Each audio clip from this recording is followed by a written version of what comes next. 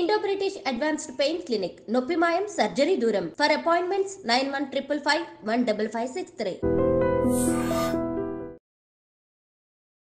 నమస్తే, welcome to I dream. నేను మీ ఝాన్సీ. ప్రస్తుతం మనతో ప్రముఖ ఆధ్యాత్మికవేత్త డాక్టర్ ఇంకా ప్రొఫెసర్ సత్యనారాయణమూర్తి గారు ఉన్నారు. ఈరోజు కొన్ని మంచి విషయాలు ఆయన అడిగి తెలుసుకుందాం. నమస్కారం గురుగారు. నమస్కారం అమ్మా ఝాన్సీ. గురుగారు, భార్య గర్భవతిగా ఉన్నప్పుడు భర్త ఈ పనులు చేయకూడదు అని చెప్పి కొన్ని శాస్త్రాలు చెప్తూ ఉన్నాయి. అయితే ఖచ్చితంగా భార్య గర్భవతిగా ఉన్నప్పుడు భర్త ఇలాంటి పనులు ఏవీ చేయకూడదు, లేకపోతే ఆలయాలు సందర్శించకూడదు, లేకపోతే చనిపోయిన వాళ్ళ దగ్గరికి వెళ్ళకూడదు, ఇలాంటి విషయాలన్నీ కూడా మా గురించి తెలియజేశాయి. తప్పకుండా అమ్మ. ఫస్ట్ భార్య గర్భవతిగా ఉన్నప్పుడు భర్త చేయాల్సిన పనులు చెప్పాలి, చేయకూడని పనులు కాదు.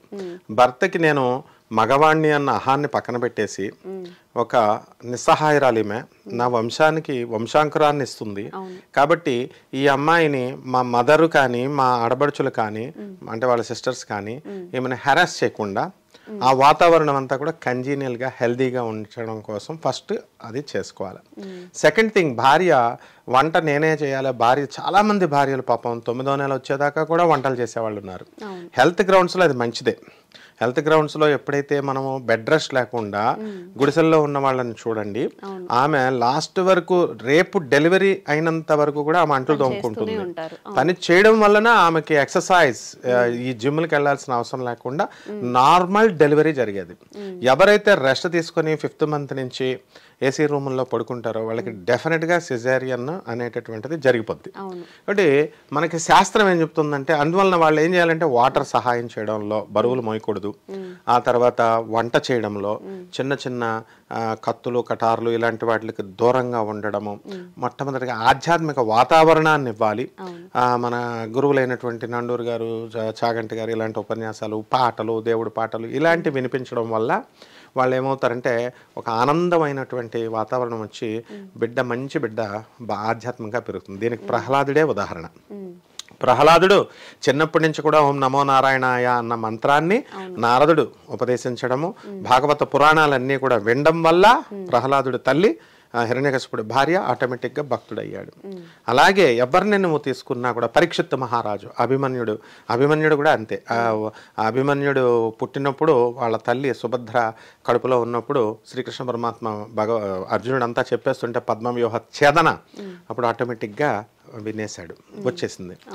అలాగే ఏ పనులు చేయకూడదంటే క్షుర కర్మలు చేయకూడదు అన్నారు. అంటే 5th మంత్ వచ్చిన తర్వాత పంచభూతాలు అంత ప్రాణం వచ్చేస్తుంది 3rd మంత్ నుంచే, అవయవాలు పర్ఫెక్ట్గా తయారైపోతాయి 5th మంత్ కల్లా. అందువలన వీళ్ళు ఏం చేస్తారంటే యూరినేషన్ ఇలాంటివన్నీ కూడా చేస్తూ ఉంటాడు కాబట్టి కాస్త మైల వస్తుందన్న ఉద్దేశంతో వీళ్ళు కొన్ని ప్రాథమిక సూత్రాలతో గడ్డం గీసుకోకూడదు, తర్వాత కటింగ్ చేసుకోకూడదు, తర్వాత ఈ మైలలు ఉన్నటువంటి ఇతరులు చనిపోయినటువంటి వాళ్ళ ఇంటికి వెళ్తే డెఫినెట్గా గర్భస్రావం జరుగుద్ది. ఇది 100%. యాజ్ ఎ సైన్స్ ప్రొఫెసర్గా, యాజ్ ఎ డాక్టర్గా అయినా సరే నేను చెప్తున్నాను. నేను ఎందుకంటే I have seen with my own eyes. 8th month ఇంకా డెలివరీకి దగ్గరగా వచ్చినప్పుడు చావు కోసం వెళ్ళిన వాళ్ళు అంటే ఆత్మలు మన చుట్టూ ఆత్మలు తిరుగుతూ ఉంటాయి. ఇప్పుడు కూడా మిలియన్స్ ఆఫ్ ఆత్మలు ప్రతి మనిషి చుట్టూ తిరుగుతాయి. ఇన్విజిబుల్గా ఉంటాయి, విజిబుల్ అవ్వాలని రూల్ ఏం లేదు. కాబట్టి అవి ఏం చేస్తాయంటే అవి ఆటోమేటిక్గా బాడీలోకి వస్తాయి. చిన్న బాడీ కాబట్టి సబ్టిల్గా ఉంటాడు, సెన్సిటివ్గా ఉంటాడు. చిన్నపిల్లల బ్రెయిన్ చితిపేయడం చాలా ఈజీ. అందుకని ఆత్మ అనేది లోనకి వెళ్ళి ప్రవేశించినప్పుడు గర్భస్రావం అయిపోతుంది. సో ఇదొకటి ప్రాబ్లం. అందుకని వెళ్ళొద్దంటారు అపరకర్మలు జరిగే చోటకి. ఇకపోతే బెడ్ రెస్ట్ అనేటటువంటిది అవసరము. ఈ గ్రహణాలు అనేటటువంటిది నాన్ సెన్స్. గ్రహణాల్లో రెస్ట్ తీసుకోవాలా? రెస్ట్ అనేది ఎప్పుడైనా తీసుకోవచ్చు. గ్రహణాల్లో చంద్రుని చూడకూడదు, ఇలా గోళ్ళు గిల్లుకోకూడదు. This is all nonsense. అందువలన ఇక మగవాడు కూడా ఏం చేయాలంటే భార్యని ఎంతసేపు కూడా ఎక్కువ టైంని స్పెండ్ చేయాలి. భార్యని అన్యోన్యంగా ఆప్యాయంగా చూడాలి. ఆ విధంగా సూటిపోటి మాటలతో లేకపోతే అత్తగారు పైన కోపము, మామగారు పైన కోపము, ఆ మాటలు తీసుకొచ్చి భార్యను అనడము ఇలాంటివి చేయకూడదు. ఉండేలాగే చూడాలి. జనమంతా వ్యూవర్స్ ఏం ఎక్స్పెక్ట్ చేస్తారంటే కటింగ్ చేయకూడదు, గడ్డం కడకూడదు, ఇంకేం చెప్తారు, ఇలాంటివి ఆశిస్తారు. ఇవన్నీ డాగ్మా అనమాట. డాగ్మా అంటే మూఢనమ్మకాలు. ఇవన్నీ చేయాల్సినవి చేయరు మన ప్రజలు, చేయకూడనివి చేస్తారు. కాబట్టి ధర్మశాస్త్రం అనేటటువంటిది చావు, తర్వాత మంగళవారాలు చూడు చాలా మంది కటింగ్ షాపులే మూసేస్తారు. అమావాస్య రోజున భయంకరంగా మనం ఈ ఏడుపాయల దుర్గమ్మ గుడికి వెళ్తే చిన్నప్పుడు మొత్తం ఒక్క షాపు కూడా ఉండదు, గుడికి టెంపుల్ కూడా పంతులు కూడా తడదడ ఏదో అమ్మవారు వచ్చి వీడిని పీక్ తినేస్తున్నట్టు 6 గంటలకే క్లోజ్ చేసేసేవారు. ఇప్పుడు ట్రెండ్ మారింది, అమావాస్య జోగులాంబ అమ్మవారి హోమాలు చేయడం ఇలా. కాబట్టి అంతా కూడా ఇవి ప్రత్యేకంగా చేయాల్సినవి అమ్మ. మీరు చెప్పినట్లుగా అమావాస్య టైంలో బయటికి వెళ్ళకూడదు అంటారు, ప్రయాణాలు చేయకూడదు అంటారు. దీని వెనక కూడా ఏదైనా ఇలాంటి లాజిక్ డెఫినెట్ గా ఉంది. ఎందువల్లంటే పౌర్ణమి రోజున కానీ అమావాస్య రోజున కానీ మూన్ పౌర్ణమి రోజున ఏకాదశి రోజున కిందకు వస్తాడు, దగ్గరగా వస్తుంది అతికి. అందువలన ఫ్లూయిడ్ కంటెంట్ని ఎక్కువ లాగేస్తుంది. కాబట్టి గర్భిణీ స్త్రీ తీసుకోవాల్సింది కోడిగుడ్డు తినాలా, ఆమె బ్రాహ్మణ స్త్రీ అయినా సరే తినాలా. ఎందుకనంటే when doctor prescribes, doctor iron content తక్కువ ఉంది అని తినమన్నప్పుడు ఆమె నేను తినకుండా ఆమె బ్రాహ్మణ్ అని అంటే చచ్చిపోతాం మనం. కాబట్టి ఐరన్ కంటెంట్ సబ్స్టిట్యూట్స్ తింటే మంచిదే, డాక్టర్కి తెలుసు కదా.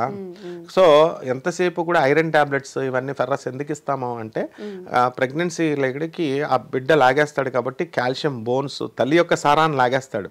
అందుకని తల్లి అడిషనల్గా కాల్షియం సప్లిమెంట్ తీసుకోవాలా, అలాగే ఐరన్ సప్లిమెంట్లను తీసుకోవాలా. తీసుకోవడం వల్ల బేబీ హెల్దీ బేబీ అవుతుంది.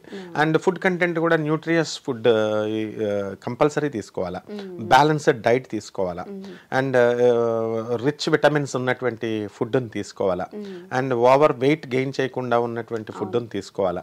ఇలాంటివన్నీ చేసుకుంటే డెఫినెట్గా అమ్మాయికి పుట్టే బిడ్డ హెల్దీగా పుడతాడనమాట. అయితే చాలా మంది మీరు చెప్పినట్టు ఏంటంటే ఎక్కువ టైం స్పెండ్ చేయాలని కోరుకుంటారు, కానీ కొన్ని టైమ్స్లో అది కుదరకపోవచ్చు, అంటే వేరే చోటు ఉండడం కానీ అలాంటివి జరుగుతూ ఉండొచ్చు. అయితే మనం మాట్లాడుకున్న టాపిక్ ప్రకారం మనం జనరల్గా చూసేది నిజంగానే క్షవరం చేయించుకోరు, ఎక్కువ జుట్టు పెంచుకుంటూ ఉంటారు. ఇవి కాకుండా మన పురాణాల ప్రకారం, మన హిందూ ధర్మం ప్రకారం ఇంకేమైనా ఖచ్చితంగా పాటించాల్సినవి ఏమైనా ఉన్నాయా నియమాలు? ఎప్పుడు కూడా పరిశుభ్రంగా ఉండాలా, దాన ధర్మాలు చేసుకోవాలా, వీళ్ళు వస్త్రదానాలు ఇవన్నీ కూడా. తర్వాత చేట, ఈ చీపురు ఇలాంటివి ఎవరికి దానం చేయకూడదు. నవధాన్యాలు ఇలాంటివన్నీ కూడా, అపరధాన్యాలు ఇవన్నీ కూడా ఇవ్వకూడదు. పితృదేవతలకి ఎవరైనా ఇళ్లలో చనిపోతే వాళ్ళ అన్న చనిపోయాడని సేమ్ ఏజ్ గ్రూప్ అని బొట్టు పెట్టి వీళ్ళకి బట్టలు పెడతారా అంటే తీసుకోకూడదు. అంటే ఆ టైంలో ఉన్నప్పుడు తీసుకోకూడదు. తీసుకుంటే డెఫినెట్గా అంటే అపరకర్మకు సంబంధించి ఏదైనా, అపరకర్మ అంటే చనిపోయిన ఆత్మలకి, ప్రేతాత్మలకి సంబంధించింది ఏదైనా సరే అవుతుంది. నెక్స్ట్ వీలున్నంత వరకు ఈ గర్భిణీ స్త్రీలు చేయకూడదు ఏంటంటే, వీళ్ళు టెంపుల్స్ కిందకి వెళ్ళకూడదు అని అంటే అది కేవలము 5th month 6th month మైలా అని కాదు. టెంపుల్స్ ఇది వరకు కాలంలో కొండల పైన ఉండేది ఎక్కువ పెద్ద గుళ్ళు. కొండపైకి వెళ్ళినప్పుడు ఆక్సిజన్ లెవెల్స్ తగ్గిపోతాయి. అందుకని ఆక్సిజన్ లెవెల్స్ తగ్గిపోతాయి కాబట్టి లోపల ఉన్న బేబీకి అందదు కాబట్టి బిడ్డ చనిపోయే ప్రమాదం ఉందని టెంపుల్స్కి వెళ్ళొద్దు అంటారు. ఇప్పుడున్న టెంపుల్స్ నేల మీదే ఉన్నాయి, గల్లీ కోట్ కడతారు, హోమ్ మేడ్ టెంపుల్స్ అనమాట, అంటే ఇంట్లోనే. అంటే ఇలాంటి టెంపుల్స్కి వెళ్ళినా ఏమీ తప్పు లేదు. సో మనము టెంపుల్స్కి వెళ్ళే మైల తర్వాత ఏడుపులు పెడబొబ్బలు జరిగే చోట, తర్వాత హార్ట్ అటాక్స్ వచ్చే చోట, అరుపులు ఉన్న చోట, నరాల వీక్నెస్ వచ్చే చోట, అలాంటి సడన్ న్యూస్లు ఇవన్నీ కూడా గర్భిణీ స్త్రీలకు భర్త చెప్పకూడదు, అక్కడికి తీసుకెళ్ళకూడదు. అంటే ఎంతసేపు కూడా sound is different and noise is different. Sound అనేది ప్లెజెంట్ గా ఉంటే వేవ్స్ అంతా that is called as rhythm and sound. ఇది వచ్చేసి అని అరిస్తే, ఇప్పుడు ఏజ్ పెరిగే కొద్ది ఏమవుతుందంటే చిన్నపిల్లలు స్టూడెంట్స్ గట్టిగా అరుస్తారు. హార్న్ గట్టిగా అరిచినప్పుడు ఏజ్ పెరిగిన తర్వాత అది వెంటనే హార్ట్ ఫెయిల్యూర్ అవుద్ది, జడుచుకుంటారు ప్రతి ఒక్కళ్ళు కూడా. సో లోపల ఉన్న బేబీ జల్లుమని క్యాచ్ చేస్తుంది, తను అడిలిపోతుంది. సో ఇలాంటి నాయిజెస్ ఉన్న చోటకి, ఎవరైనా చనిపోయే చోటకి ఎందుకు వెళ్ళొద్దు అంటారంటే అక్కడ ఏడుపులు పెడబొబ్బలు చూసి లోపల ఈమెకి బీపీ రేజ్ అయిపోద్ది. కొంతమంది బీపీ పేషెంట్ ఉంటే అయిపోతుంది. నెక్స్ట్ ఉమ్మునీరు కంటెంట్ బాగా ఉందా లేదా అది చూసుకోవాలి భర్త చెకింగ్ ముందు. అవి కాదు ఇవి చూడాలి మెడికల్గా. ఉమ్మినీరు కనుక కంటెంట్ తక్కువ ఉంటే, ఉమ్మినీరు జారిపోతే బేబీకి లోపల ఉండడానికి ఉండదు వాటర్, బేబీ చచ్చిపోతుంది.